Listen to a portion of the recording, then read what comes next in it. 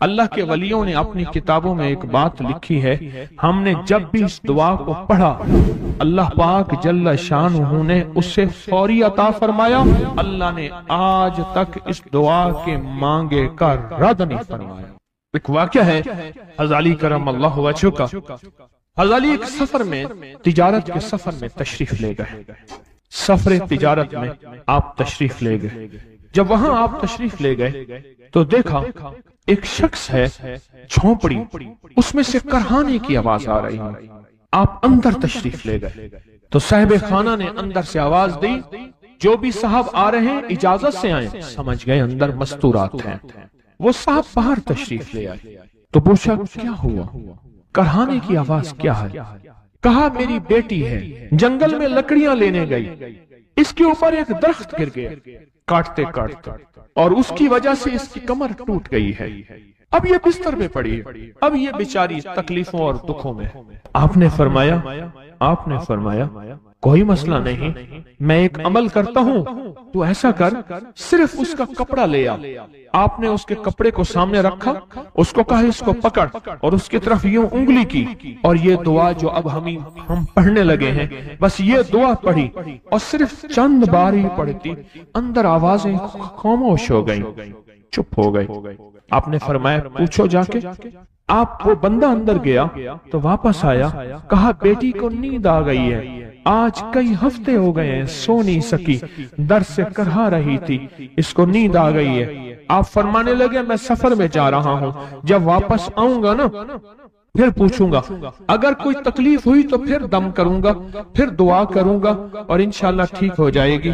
آپ چلے گئے، آگے تشریف لے گئے تو آپ کے ہم سفر تھے، ان کی سواریاں تھیں، ان میں سے ایک گھوڑا تھا جس گھوڑے کو ٹھوکر لگی، چوٹ لگی، اس کے اگلے پاؤں کی ہڈی گھٹنا باہر نکل گیا، وہ ایک طرف ہو کے بیٹھ گیا، اس کا گھوڑا چل نہیں سکتا تھا۔ اس نے آ کے حضرت علی کرم اللہ درخواست کی کہ آقا اس کے لیے کچھ فرما دیں۔ فرمایا میں اس کے لیے دعا کرتا ہوں، یہ ٹھیک ہو جائے گا، اور آپ نے دعا پڑھنا شروع کر دی، اور فرمایا یہ اس کے ہاتھ پہ، اس کی ٹانگ پہ آپ نے ہاتھ پھیر دیا، جو معذور تھی ٹوٹی ہوئی نکلیا ہوا گھٹنا تھا، فرمایا ٹھیک ہو گیا۔ اور قافلے والوں نے دیکھا وہ گھوڑا سب سے آگے تھا، سب سے سبک رفتار تھا، اور سب سے لاجواب تھا۔ آگے ایک جگہ تشریف لے گئے تو قافلے کو پیاس لگی، پانی کی ضرورت تھی، کنواں دیکھا تو کنواں خشک تھا۔ آپ نے فرمایا کوئی بات نہیں، یہ دعا پڑھی، اور دعا کو پڑھ کے اپنا لعاب کنویں میں ڈال دیا۔ فرمایا کنویں میں پانی کا ایک جوش اٹھا، اور پانی اٹھا اور منڈیر سے باہر نکلا، لوگ پینے لگے تو آپ نے روک دیا، فرمایا مت پیو، کنویں کا جو کھڑا کالا پانی ہے وہ نکل جائے، اور پھر شفاف پانی جب نکلا فرمایا یہ پانی پیو، مشکیزیں بھرو، سواریوں کو پلاؤ۔ قافلہ چلتا رہا، آگے تشریف لے گئے، آگے دیکھا تو کھانا ختم ہو گیا، اتنا کھانا تھا کہ اب کھا لیں، آئندہ کیسے کھائیں گے؟ تو آپ نے فرمایا جو کھانا ہے لے آؤ۔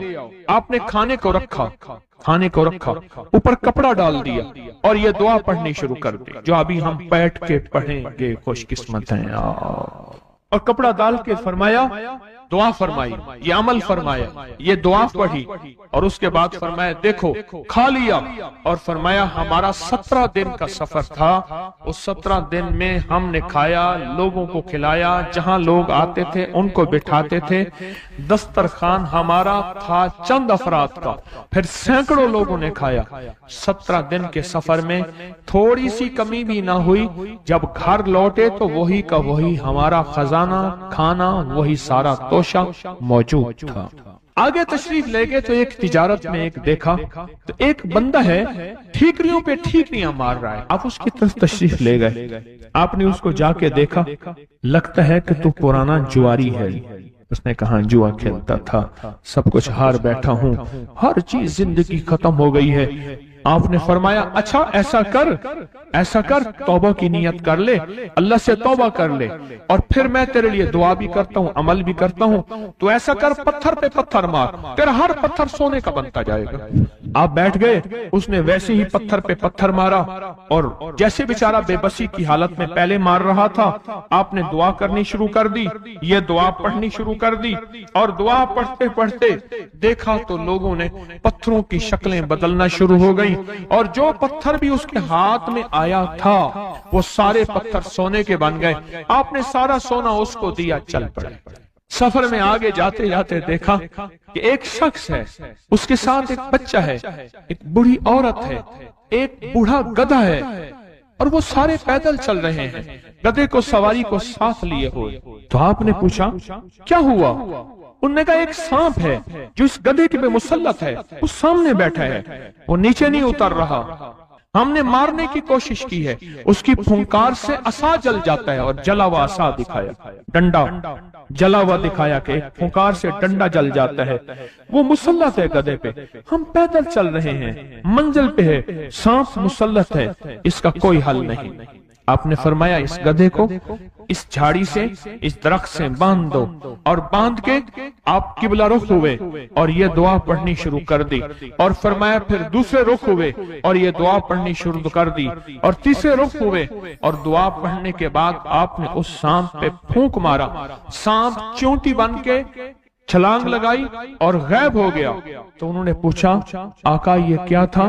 फरमाया ये तुम्हारे ऊपर एक दुश्मन जिन मुसल्लत था जो के तुम्हारी जानों और इज्जतों का लुटेरा था। आखिरकार आपके गुलाम ने आपसे पूछा आका अगर आप ये दुआ हमें सिखा दें, चश्मे फैज से गरेक इशारा हो जाए, चश्मे फैज से गरेक इशारा हो जाए, लुत्फ हो आपका और काम हमारा हो जाए। आए बिस्मिल्लाह करके इस दुआ को पहले सुनते हैं। या वहाब हबली मिन नेमत दुनिया वल आखिरह इन्नका अंतल वहाब। अल्लाह के वलियों ने अपनी किताबों में एक बात लिखी है, हमने जब भी इस दुआ को पढ़ा अल्लाह पाक जल्ल शानुहु ने उससे फौरी अता फरमाया, वरना उसकी निस्बत अता फरमाई, और वरना चंद लम्हों में अता फरमाया, वरना चंद दिनों में। अल्लाह ने आज तक इस दुआ के मांगे का रद्द नहीं फरमाया। रेस की वुसअत के लिए जो मैं बताता हूं कि बंदा है 129 दिन और 129 दफा सूरत कौसर पढ़ और फिर आंखों से रब की ताकत के जलवे देख। 129 दिन और 129 बार। आप बताएं जो ये पढ़ते हैं 129 बार सूरत कौसर कितना वक्त लगता है? सही बताएं, अगर नहीं पढ़ते ना बताना। 10 मिनट की आवाज भी है, 7-8 मिनट की आवाज भी है, 15 मिनट की आवाज भी है। हम 15 मिनट ले लेते हैं, 15 मिनट ले लेते। क्या रोजाना के 15 मिनट हमारे लिए मुश्किल है? 129 बार सूरत कौसर, और अगर जगह और वक्त एक हो तो फिर उसकी ताकत और तासीर हैरत अंगेज तौर पे दुगनी हो जाती है। जमान और मकान, वही वक्त वही जगह। मजबूरन अगर नहीं है तो कोई हर्ज नहीं, पर यकीन, दिल की गहराइयों, अंदर का दर्द और पूरे खुशू खुजू, ध्यान, तलब, तड़प और जज्बे के साथ पढ़ 129 बार। असल में ये 129 का जो अदद है ना, लफ्ज़ लतीफ का अदद है। या लतीफ हो ना, लतीफ। 129 बार और 129 दिन। फिर कुदरत के खजाने और रब की रहमत के खजाने, उसकी अता और शफकत के खजाने, उसकी मेहरबानी के खजाने। एक और चीज बताऊं, दीदार मुस्तफा के लिए, कमली वाले के दीदार के लिए सूरत कौसर बहुत बाकमाल है। अब इसके फायदे सुनते जाएं, 129 दफा के फायदे जरा सुनते जाएं, क्योंकि मेरे आका की तसल्लियों के लिए, दिलजोइयों के लिए ये आयत, ये सूरत उतरी थी। कुरान की सबसे छोटी सूरत है। दिलजोइयों के लिए ताने दे दे के जालिमों ने मेरे आका के सीने को छलनी किया, और अल्लाह पाक जल्ल शानहू ने फरमाया मेरे हबीब क्यों गमज़दा है, हमने आपको कौसर दे दिए। और मेरे हबीब ये जो ताने देने वाले हैं, आप पे जादू करने वाले हैं, आप पे नजर बद के हमले करने वाले हैं और आपके साथ हसद करने वाले हैं, ये इन नशान आका अबतर, ये तो ऐसे अबतर होंगे, इनकी जिंदगी अबतर होगी, अबतर से अबतर और अबतर होगी कि बस जमाना देखेगा वह शमाततिल आदा, اور ان کے دشمن ان پہ ہنسیں گے، ایسے ابتر ہوں گے۔ 129 بار سورت کوثر دیدار مصطفیٰ کے لیے، 129 بار سورت کوثر جادو کے آخری توڑ کے لیے، 129 بار سورت کوثر جادو کو خود پلٹانے کے لیے، پلٹ جاتا ہے۔ 129 بار سورت کوثر آفات اور بلیات کو دور کرنے کے لیے، 129 بار سورت کوثر انزائٹی، ٹینشن، ڈپریشن اور اسٹریس کے لیے، اور 129 بار سورت کوثر پرسکون نیند کے لیے، 129 بار سورت کوثر پرسکون زندگی کے لیے، اور 129 بار سورت کوثر پھر دنیا حسنہ کے لیے۔ وہ طاقتور چیز ہے جو 7 نسلوں کو کھلاتی بھی ہے، پلاتی بھی ہے، سکون کی نیند سلاتی بھی ہے، اچھا لباس پہناتی بھی ہے، عزتوں کے تاج سر پہ رکھواتی بھی ہے۔ نوری لقمہ اپنی زندگی کی ضرورت بنا لے، پھر کیا ہوگا؟ سورۃ فاتحہ کی آیات 7 ہیں۔ اللہ 7 آسمان اور 7 زمین کی جتنی بھی برکات ہیں، برکات من السماوات والارض، اللہ 7 آسمان اور 7 زمین کی ساری برکات اس کو عطا کر دے گا، اور لوگوں کو پتہ ہی نہیں ہوگا کہ یہ بندہ کتنا مالدار ہے، روحانیت کی طاقت اور روحانیت میں کتنا آگے ہے، کوئی پہچان بھی نہیں سکے گا کہ روحانیت میں یہ بندہ کتنا آگے ہے اور کتنا آگے سے آگے بڑھ گیا ہے، کسی کو علم بھی نہیں ہوگا۔ نوری لقمہ اپنی زندگی کی مجبوری بنا لے، اور نوری لقمہ اپنی زندگی کی ضرورت بنا لے، پھر دیکھیں کمالات۔ کیوں؟ فرمائے جو سارے قرآن میں ہے، جو سارے قرآن میں ہے، جو سارے قرآن میں ہے، آنکھیں کھل جائیں۔ یہ سورۃ فاتحہ نماز کھانے کے دوران پڑھنے والا یہ اہل نظر میں ہے، اس کی نظر وسیع ہو جاتی ہے، یہ اہل کشف ہوتے ہیں، ان کی دل کی آنکھیں کھل جاتی ہیں، یہ فرشتوں کو دیکھتے ہیں، یہ انسانوں کے دلوں میں جھانک لیتے ہیں، یہ کائنات کے راز پڑھ لیتے ہیں، کائنات کے راز پڑھ لیتے ہیں۔ کہ اللہ پاک ان کے سامنے جنات آنکھوں سے دکھاتا ہے، حتیٰ کہ یہاں تک کہ اللہ قبر کے راز بھی ان کے اوپر کھول دیتے ہیں۔ نوری لقمے کا اثر یہ ہے، دل کی آنکھیں کھل جاتی ہیں، دل کی آنکھیں کھل جاتی ہیں، دل کی آنکھیں کھل جاتی ہیں۔ یہ نور لقمے کی تاثیر ہے۔ چہرے کی آنکھیں تو سب کے پاس ہیں، دل کی آنکھیں سب کے پاس نہیں، دل کی آنکھیں سب کے پاس نہیں، چہرے کی آنکھیں سب کے پاس ہیں، دل کی آنکھیں سب کے پاس نہیں۔ نوری لقمے کی یہ تاثیر ہے کہ دل کی آنکھیں کھل جاتی ہیں، اور دل کی دنیا آباد، اور دل کی دنیا شاد، اور دل کا وہ بندہ بامراد بن جاتا ہے جو نوری لقمے اپنی زندگی میں شامل کرتا ہے۔ اور نوری لقمے سورۃ فاتحہ، اور کتنی بار؟ اچھا، یہ سورۃ فاتحہ بیماریوں کا علاج۔ صحابہ کرام فرماتے ہم جا رہے تھے، کوئی ایک سردار تھا، اس کو بچھو نے کاٹ لیا اور اس کو چیخ رہا تھا بیچارہ، فرمایا سانپ کا کاٹا سوئے، بچھو کا کاٹا روئے۔ میرے پاس ایک سانپ کا کاٹا آیا تھا، غنودگی میں تھا، وہ بہت غنودگی میں سے سوتا تھا، اور میں نے کہا اس کو سونے نہ دے، خیال نہ کیا انہوں نے، ادھر سے ہٹا تو بندہ ختم ہو گیا، سانپ کا کاٹا تھا۔ ہمارے ایک والد صاحب رحمۃ اللہ علیہ کے تھے، ملک عبد الرحمن ڈوڈی، وہ لائے تھے، تو کہنے لگے اس بچھو کے کاٹے کا علاج، صحابہ کرام نے 7 بار سورۃ فاتحہ پڑھ کے اس پہ دم کر اور وہ ٹھیک ہو گیا۔ اور میں جب سورۃ فاتحہ عرشوں سے زمین پہ آئی، نازل ہوئی، ایک گونج اٹھی، ایک آواز آئی، اور میں اللہ سے آج وہ چیز زمانے پہ زمین پہ نازل کی ہے جو اس سے پہلے کبھی آئی نہیں تھی، اور جو اس کے بعد کبھی آئے گی۔ اس سے پہلے کبھی آئی نہیں تھی، اس کے بعد کبھی آئے گی۔ اور جب سورۃ فاتحہ نازل ہوئی، شیطان رویا، پیٹا، اپنا سر پہ راکھ ڈالی، اور اتنا شور کیا کہ کاش کہ یہ سورۃ فاتحہ آئی ہے، اور اگر آئی ہے تو واپس چلی جائے، اگر واپس نہیں گئی تو کسی کی زبان پہ نہ جائے، یعنی کوئی اس کو پڑھ نہ سکے، اگر پڑھے تو اس کا یقین نہ ملے۔ یقین سے پڑھنے والے کی دنیا بھی، آخرت بھی، رزق بھی، عزت بھی، صحت بھی، تمنگری بھی، بادشاہت بھی، خوشیاں خوشحالیاں بھی یقین سے پڑھنے والے کو ملتی ہیں۔ اور اس لیے آج بھی شیطان سورت فاتحہ سے لرزتا ہے کہ سورت فاتحہ پڑھنے سے جنات اور شیاطین ایسے دور ہوتے ہیں، ایسے کہ میلوں دور چلے جاتے ہیں اور اس بندے سے خوف زدہ ہوتے ہیں جو سورت فاتحہ پڑھتا ہے۔ کھانے کے دوران اس کی حکمت کیا ہے؟ انسان کھانے کے دوران مشغول ہوتا ہے، کھانے کی لذتوں میں کھویا ہوا ہوتا ہے، اور اگر بھوک بہت زیادہ ہو بھوک بہت زیادہ ہو تو پھر تو ہوش نہیں ہوتا، پھر ہوش ہی نہیں ہوتا اگر بھوک بہت زیادہ ہو۔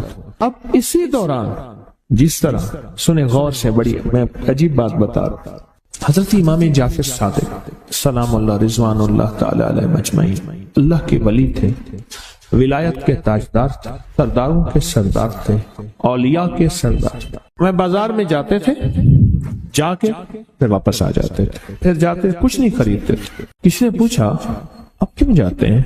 فرمایا 2 وعدے لینے، کیا میں جا کے بازار میں ہر بندے کو سلام کرتا ہوں، وہ سلام کا جواب دیتے ہیں، اور کیا پتا کسی کے سلام کا جواب ایسا ہو جو اللہ کے ہاں مقبول بھی ہو، محبوب بھی ہو۔ اور پھر فرمایا بازار میں جاتا ہوں اور جا کے بازار میں جاتا ہوں اور جا کے بازار کی دعا پڑھتا ہوں۔ فرمایا جو چوتھا کلمہ گھر میں پڑھے گا اس کو 10 نیکیاں ملیں گی، اور جو بازار میں پڑھے گا کتنی نیکیاں ملیں گی؟ 10 لاکھ نیکیاں ملیں گی۔ پر میں 10 لاکھ نیکیاں کمانے کے لیے جاتا ہوں۔ آل رسول کی محبتیں، عبادتوں کا حرص دیکھیں، ہمیں مال کا حرص، انہیں اعمال کا حرص۔ وہی دعا، وہی چوتھا کلمہ گھر میں پڑھیں، 10 نیکی ہیں، بازار میں پڑھیں کیونکہ وہ ہر بندہ مشغول ہے، دنیا میں، مال میں، چیزوں میں، بھاؤ تاؤ میں لگا ہوا ہے، وہی بازار میں پڑھیں تو 10 لاکھ نیکیاں۔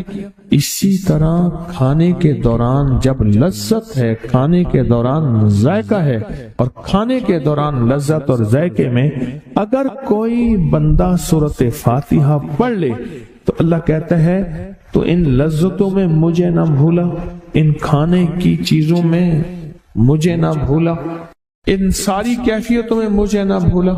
اللہ خوش ہوتا ہے، اور پھر اللہ جل شانہ اسے 7 آسمان اور 7 زمین کی برکتیں حوالے کر دیتا ہے، اور جس کے پاس 7 آسمان 7 زمین کی برکتیں ہوں، یہ ساری عبادتیں کھانے کے دوران کوئی معنی نہیں رکھتی، پھر ایسی سمیٹ کے اللہ کائنات کو اسے دے دیتا ہے۔ نوری لقمے کی تلاش کریں، نوری لقمہ زندگی میں لے آئیں، بڑی خوشحال زندگی گزرے گی، بہت لاجواب زندگی گزرے گی۔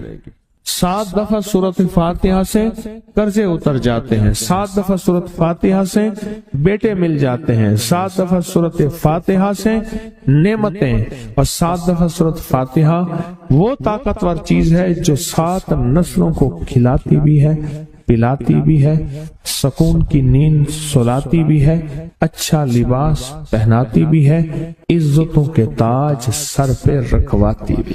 کہیں انشاءاللہ۔ اب سوچیں کون سا مشکل عمل، بہت زبردست عمل ہے، 1 منٹ کا کام ہے اور کام بن جاتا ہے۔ اور میں نے اس کی اجازت جتنی مشکل سے لی تھی نا، اس عمل کی بہت مشکل سے اجازت، اور جس دن لی تھی اسی دن فیصلہ کیا تھا انشاءاللہ اسے چھپاؤں گا نہیں، انسانیت مخلوق کو بتاؤں گا۔ اور یہ 7 دفعہ سورۃ فاتحہ جو دل کا مریض ہو مجھ جیسا، اس کا بھی علاج ہے، جسمانی ہو یا روحانی۔ میں نے پچھلی دفعہ کہا نا کہ میں دل کا سخت مریض ہوں اور آج بھی ہوں، دعا کرو موت تک نہ رہوں، اور میں دل کا سخت روحانی مریض ہوں، جسمانی نہیں ہوں۔ میری پچھلی دفعہ کی وجہ سے پوری دنیا میں کوہرام مچا ہوا ہے کہ بابا گیا، جانا تو ہے، جانا تو لازم ہے۔ پچھلی دفعہ میں نے وہ کہہ دیا کہ میں دل کا سخت مریض ہوں، میرے لیے دعا کرو، وہ یہ مریض ہوں، روحانی مریض ہوں، روحانی مریض ہوں۔ تو یہ بیماری جو دل کی بیماری ہے نا، اس کا بھی علاج ہے، روحانی ہے یا جسمانی۔ جیسے میں دل کی روحانی بیماریوں کے بارے میں نے آپ کو کہا، میں سخت مریض ہوں دل کا، اللہ کرے اس کا مرض کا علاج ہو جائے۔ تو کھانا کھاتے ہوئے میرے دل کے لیے بھی آپ دعا کریں گے کہ اللہ بھی میرے دل کو ٹھیک کر دے، اللہ بھی ٹھیک کر دے۔ آپ مجھے بزرگ سمجھتے رہے ہیں اور اندر سے کام کھوکھلا ہو۔ یہ دل کی روحانی بیماریوں کا بھی علاج ہے، اور یہ جسم کی اور دل کی جسمانی بیماریوں کا بھی علاج ہے۔ یہ صحت مندی کا راز ہے۔ سورۃ فاتحہ ہے بابا، سورۃ فاتحہ، سورۃ فاتحہ۔ جو بندہ سورۃ فاتحہ پڑھتا ہے ایک بار، اللہ جل شانہ ان 7 آیات کی تاثیر اور طاقت اسے عطا فرماتے ہیں، اور 7 سمندروں میں جو غذا، رزق، طاقت اور قوت اللہ نے رکھی ہے اس کا حصہ اس بندے کو دیتے ہیں جو صرف ایک بار سورۃ فاتحہ پڑھتا ہے۔ یہ جو وظیفے ہیں کسی درویش کی، یا کوئی درویش نے جس کو اجازت ہے اس کی اجازت صحیح ہو، ہر بندہ اجازت دینا نہ شروع کر دے۔ اجازت کے پیچھے نسبتیں چاہیے، ان نسبتوں کی طاقت چاہیے۔ وہ جو اجازت ملتی ہے اس اجازت کے اندر جو تاثیر ہوتی ہے، اس میں جو کمال ہوتا ہے، اس میں جو اندر کی کیفیتیں ہوتی ہیں، اس اجازت سے نسلوں میں تونگری، دولت، رزق، عزت، صحت ایسے بارش کی طرح برستی ہے۔ میرے جو مرشد تھے حضرت خواجہ سید محمد عبداللہ حجویری رحمت اللہ علیہ، میرے مرشد جو تھے وہ حضرت داتا صاحب کی سچی آل میں سے تھے۔ مجھے جاتے جاتے انہوں نے اجازت دی 1991 ستمبر میں، اور مدینہ منورہ فرمایا میں جا رہا ہوں، بس اب بقی میں، اور بقی کے اندر جا کے سو گئے۔ اب بھی میں مرشد کے ہاں جاتا ہوں تو جنت البقی کے قبرستان میں ان کی نسبتیں دیکھیں کتنی اونچی ہیں۔ پھر وہ نہیں، 26 بڑی ہستیوں نے مجھے خلافتیں، اجازتیں دیں، 26 سے بلکہ زیادہ اجازتیں اور خلافتیں دیں، اور ان کی توجہات ہیں، ان کی پیچھے دعائیں ہیں، اور پیچھے کامل کے ہاتھ ہیں۔ یہ روحانیت کی نسبتیں ہوتی ہیں، روحانیت کی نسبتیں ہوتی ہیں۔ ان نسبتوں کے ساتھ جیسے آپ تسبیح خانے میں ماشاءاللہ پوری دنیا میں لوگ یہاں آئے ہوئے ہیں، اور بڑے بڑے ہستیاں یہاں آئی ہوئی ہیں جو مٹی ہو کے چٹائیوں پہ پڑے ہیں، خواتین میں بھی مردوں میں بھی، بڑے بڑے عہدوں والے، عزتوں والے، بڑے بڑے مقام والے یہاں اپنے مرشد خانے میں بے حیثیت ہو کے پڑے ہیں۔ جو بے حیثیت ہو کے آتا ہے اللہ اس کو عزت اور مقام اور حیثیت دے۔ کہنے لگا میں نے نا حمزات کو قابو کرنے کے لیے میں نے ایک عمل کیا۔ عمل یہ تھا کہ ایک بڑا سا تھال لے لیں، جیسے یہ گارے اور مٹی میں تھال ہوتے ہیں، اس کا چراغ بنا لیں، اس میں 10 کلو تیل ڈالیں اور بڑی ساری بتی ہو، ٹھیک، اس کی بتی جلائیں۔ 10 کلو تیل جلنا ہے، یہ سارا کتنا تیل جلنا ہے، اس کی بتی میں، اس کی لو میں دیکھنا ہے، اور پھر بیٹھنا اس انداز سے ہے کہ میرا سایہ ہو، اور پھر میں اپنے سائے کو بھی دیکھوں، لو کو بھی دیکھوں، اور اس کے بعد یہ وظیفہ پڑھنا ہے۔ 40 دن میں یہ 10 کلو تیل جل جاتا ہے۔ دن رات بیٹھنا ہے اور اس کو پڑھنا ہے۔ 30 دن جب گزرے تھے، 30 دن گزرنے کے بعد اس کو نقشے نظر آنا شروع ہوئے۔ نقشے یہ نظر آنا شروع ہوئے کہ گھر ہے، بچے ہیں، کھیل رہے ہیں، اماں بیٹھی ہے، آپس میں بچے کو لڑ بھی رہے ہیں، کھا بھی رہے ہیں، پی بھی رہے ہیں۔ اس نے ادھر سے توجہ ہٹائی۔ مرشد نے فرمایا تھا کہ دیکھ میری نگرانی میں عمل کر رہا، نقشے نظر آئیں گے، کسی نقشے میں نہ توجہ کرنا نہ خوف کرنا، خوف بھی آئے گا، چیزیں بھی آئیں گے، نہ کرنا، بس نہ کرنا۔ دوسرے دن اوپر سے نظر آیا، پھر بچے ہیں کسی باغ میں کھیل رہے ہیں، ایک بچہ پھر گم ہو جاتا ہے، ماں روتی ہے، اتنا روتی ہے اس کو رونا آ جاتا ہے۔ پھر خیال آیا مرشد نے فرمایا تھا کسی توجہ نہ کر، یہ کیا نقشہ شروع ہو گیا۔ اچھا پھر 2 دن کے بعد نقشہ آیا، بچے کھیلتے کھیلتے کھجور پہ چڑھ گئے، ایک بچہ جو اوپر سے گرا اس کے بازو ٹوٹ گئی، لات ٹوٹ گئی، اب پتہ چلا وہ تو مر گیا۔ اب اس کی میت پہ جو اماں نے بین ڈالے، جو ابے نے روئے اور گھر کی مائیاں روئیں، اصل اس کو وظیفے سے ہٹانا تھا، اور اس کی نظر جو وہ وہاں سے نظر سے ہٹانا تھا۔ پھر اس کو مرشد کا خیال آیا کہ توجہ نہیں ہٹانی، دھیان نہیں ہٹانا۔ پھر خیال آیا جب مرشد کامل ہو فائدہ کبھی نہیں ہوگا جب تک یقین کامل نہ، اصل توجہ ہٹانی ہے۔ اور بہت زیادہ رونا، اور اتنا رونا کہ سرکار کا خیال آیا، بچے کو لے جا رہے ہیں، اس کی میت پھر قبر کھود رہے ہیں، پھر اس کا یہ کر رہے ہیں، رونا اتنا کہ اس کے آنسوں، رونے کی کوئی کیفیت تھی مائیوں کی۔ 2 دن ابھی رہتے تھے 40 دن میں سے، تو پھر وہی گھر نظر آیا، بچے کھیل رہے ہیں، شوہر آیا، اس نے آ کے کہا مجھے روٹی دو۔ اس نے کہا گھر میں تو کچھ بھی نہیں ہے، لکڑیاں ہی نہیں ہیں، آپ نے کچھ دیا ہی نہیں۔ میاں بیوی کی لڑائی ہو گئی۔ اس نے کہا پھر ٹھیک ہے، میں آج سب کو جلا دے۔ اس نے کہا لکڑیاں لے آیا، ادھر ادھر سے لکڑیاں لا کے نہ سے اس نے وہ لکڑیاں جلائیں، بچوں کو اٹھا کے جو ڈالا، आग में जो चीखें निकली बच्चों, दूसरे को पकड़ के डाला, तीसरे को डाला, चौथे को डाला, आग में डालता जा रहा है। माई चीख रही है, कोहराम है, जिंदा बच्चों छोटे मासूमों को आग में डाल रहा है। डालते डालते कहने लगे तू बच गई है भाई, आ फिर पकड़ के मैं तुझे डालता हूँ। जब उसके डाल के कहने लगा अब इस आमिल को तू बच गया है, ऐसे इसको हाथ ऐसे ऐसे पकड़ने लगा और पीछे मुर्शिद का खींच के थप्पड़ उसको आया। जब खींच के थप्पड़ आया सारा नक्शा खत्म हो गया। ओहो, कहने लगा ये क्या था।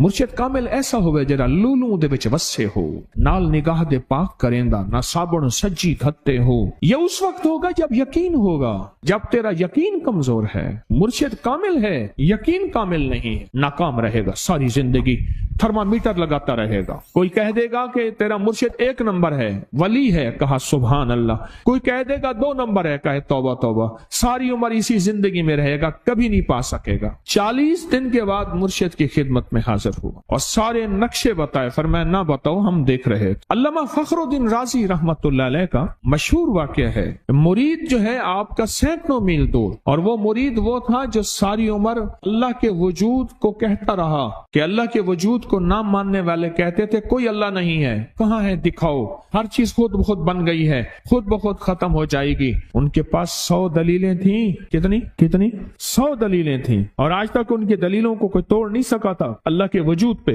आखिरी वक्त है, और आखिरी वक्त के अंदर एक दरवाजा खटखटाया किसी ने कि जनाब एक बुजुर्ग आपसे मिलने आए हैं। वो बुजुर्ग उनके दोस्त थे पुराने। ओहो, आपका आखिरी वक्त है, मैं मिलने आया। और वो बुजुर्ग नहीं था, वो शैतान की शक्ल बन के आया था। उसने आते ही वो मसला छेड़ दिया। आज तक उसकी दलीलें कोई नहीं तोड़ सका था, ये उसकी दलील तोड़ गया। पहली दलील टूट गई, उसने दूसरी दी अल्लाह है, इसने 2 दलील भी तोड़ दी कि अल्लाह नहीं है, इसने तीसरी दी अल्लाह है, उसने वो अपने इल्म की ताकत वो दलील भी तोड़ दी। चौथी 99 दलीलें तोड़ी, अभी एक दलील बाकी रहती है। अगर वो भी दलील गई तो ये भी कहता है अल्लाह नहीं, और आखिरी वक्त में रब के वजूद का इनकार करके खात्मा खराब करके गया। मुर्शिद वजू फरमा रहे थे, दूर कहीं मीलों मीलों दूर अल्लाह ने अपनी ताकत कुदरत से नक्शे हटाए सामने से, और नक्शे हटाए कि तेरा मुरीद गया, वहीं से वजू का पानी चुल्लू भर के ना जोर से फेंका, और कानों में आवाज आई क्यों दलीलें दे रहा है, तू नहीं कहता मैंने अल्लाह को बगैर दलील के माना, तो दलीलें दे रहा है। क्यों नहीं कहता कि मैं रब को बगैर दलील के मान। अल्लामा रज़ी अल्लाह ताला अन्हु अमीरुल मोमिनीन मस्जिद नबी में खुतबा दे रहे हैं। हजरत सारिया सहाबी थे, वो उस लश्कर के सिपा सलार थे। मीलों से मीलों सैकड़ों मील दूर ऐसे नक्शे हटे, और खुतबे के दौरान अनोखी बात कह दी, या सारिया अल जबल, सारिया पहाड़ के पीछे देख दुश्मन वहां से हमला कर रहा है। और फिर खुतबा शुरू कर दिया, जुमे का खुतबा था। लोग हैरान, ये अमीरुल मोमिनीन ने क्या फरमा दिया। जब हजरत सारिया का काफिला आया वापस, तो फरमाया फला वक्त फला लम्हे फला वक्त में, जुमे के दिन फला लम्हे में अमीरुल मोमिनीन आपकी आवाज आई थी, अगर ना आती तो दुश्मन ने पीछे से मुकाबला हमला कर दिया था और हमें काट के रख देता, टोटे टोटे कर देता। आपकी आवाज आई, सारिया पीछे देख दुश्मन हमला कर रहा है पहाड़ के पीछे, या सारिया अल जबल। ये मैं आपको हवालों से बात कर रहा हूँ, रिवायात बता बता के बात कर रहा हूँ।